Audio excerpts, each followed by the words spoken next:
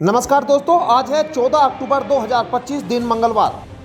UP की सुर्खियों में आपका स्वागत है। आइए देखते हैं फटाफट अंदाज में यूपी की खबरें।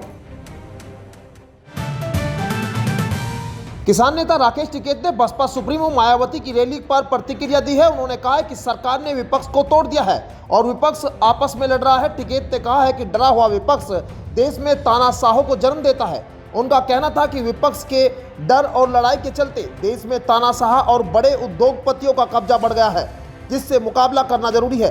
यह टिप्पणी लखनऊ में 9 अक्टूबर को हुई बसपा की महारैली के बाद आई है, जिसमें मायावती ने योगी सरकार की काशीराम स्मारक मरम्मत के लिए तारीफ की थी।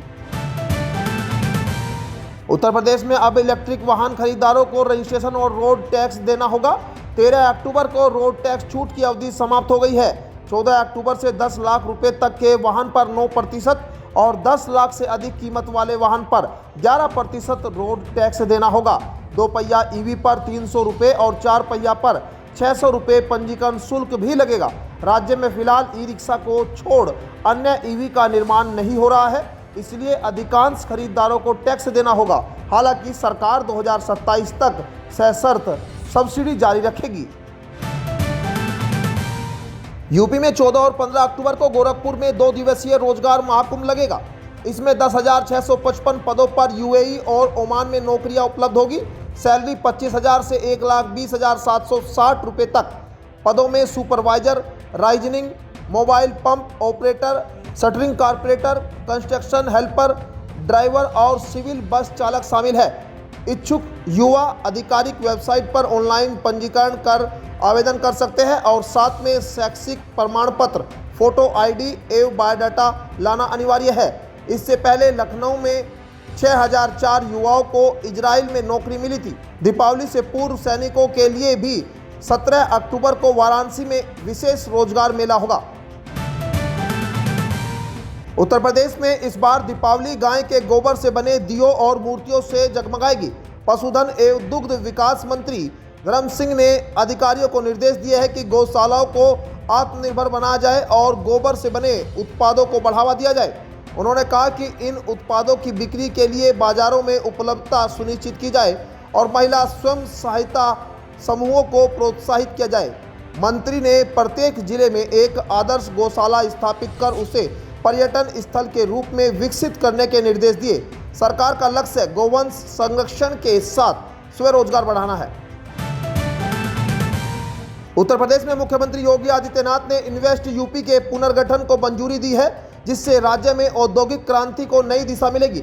अब invest UP one stop investment agency के रूप में काम करेगा और मुंबई, दिल्ली, चेन्नई, हैदराबाद व बेंगलुरु में सैटेलाइट ऑफिस खोले जाएंगे। विशेषज्ञ सेल्स के माध्यम से सेक्टर वार निवेश को बढ़ावा मिलेगा। निवेश मंत्री पोर्टल 3.0, निवेश मित्र पोर्टल 3.0 से प्रक्रिया डिजिटल और आसान होगी।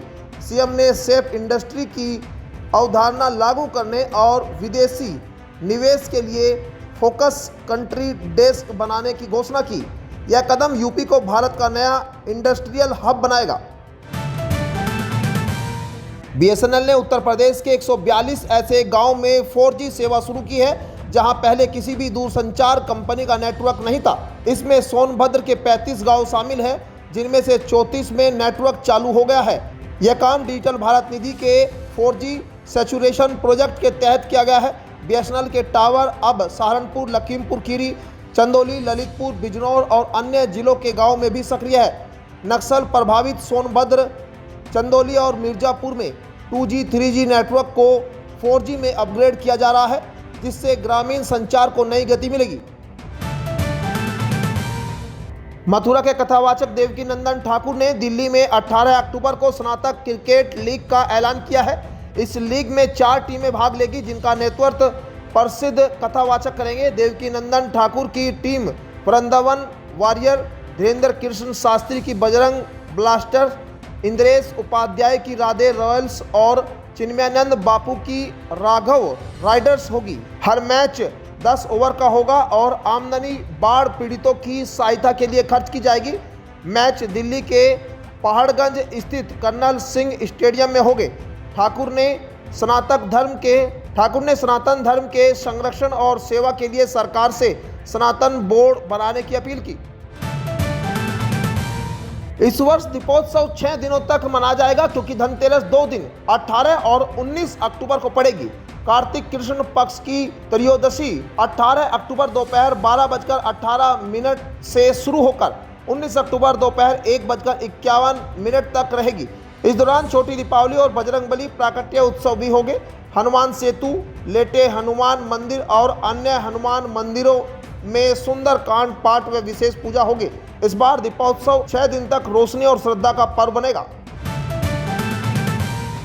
उत्तर प्रदेश में एमपैक्स सदस्यता अभियान की अंतिम तिथि 31 अक्टूबर तक बढ़ा दी गई है। सहकारिता मंत्री जेपीएस राठौर ने बताया कि अब तक 8,53,543 नए सदस्य जुड़े।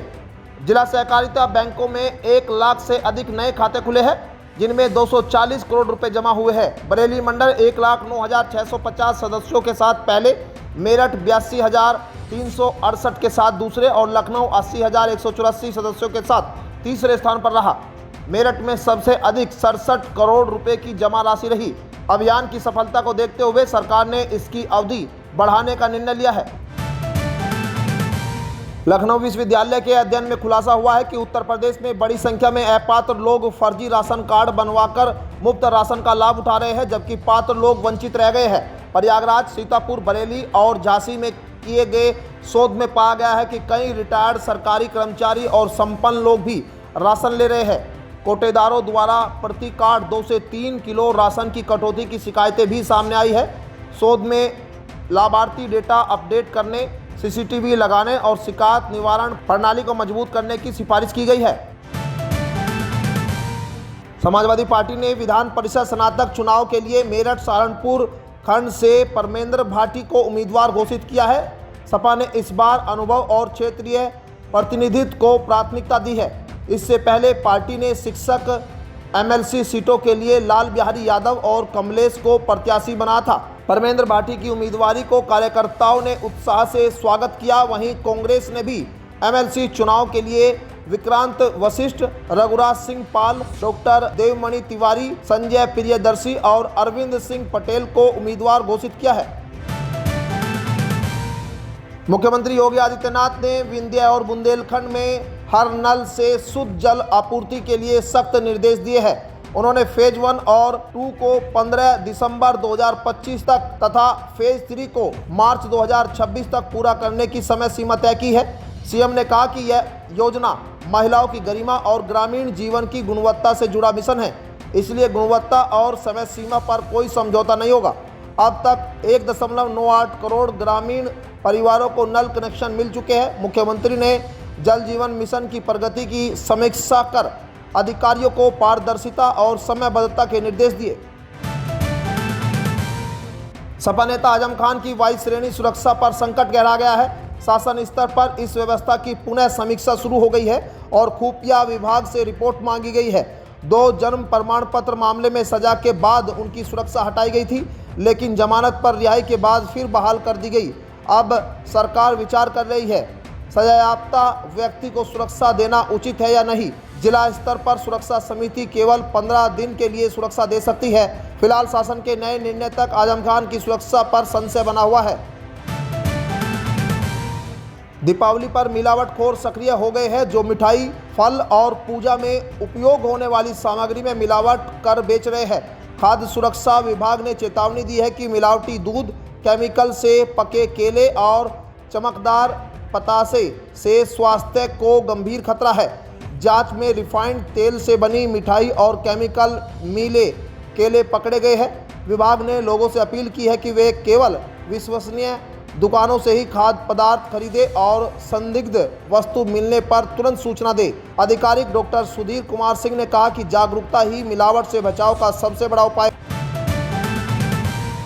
उत्तर प्रदेश में अगले कुछ दिनों का मौसम मुख्यतः शुष्क और साफ रहने की संभावना है। भारतीय मौसम विज्ञान विभाग के अनुसार 16 अक्टूबर तक प्रदेश के अधिकांश जिलों में वर्षा की संभावना नहीं है। दिन के समय तेज धूप और हल्की गर्मी महसूस होगी, जिससे बाहर गतिविधियां करते समय सावधानी बरतना जरूरी होगा। वहीं रात का तापमान सामान्य रहेगा और मौसम ठंडा व सुहावना बना रहेगा। दिन और रात के तापमान में अंतर के कारण लोग सुबह और शाम के समय हल्के गर्म कपड़े पहन सकते हैं। यह मौसम खासकर किसानों और बाहर काम करने वालों के लिए सुविधाजनक रहेगा। तो ये थी आज की 15 फटाफट खबरें। अगर आपको वीडियो पसंद आया तो वीडियो को लाइक, शेयर व कमेंट जरूर करें। धन्यवाद।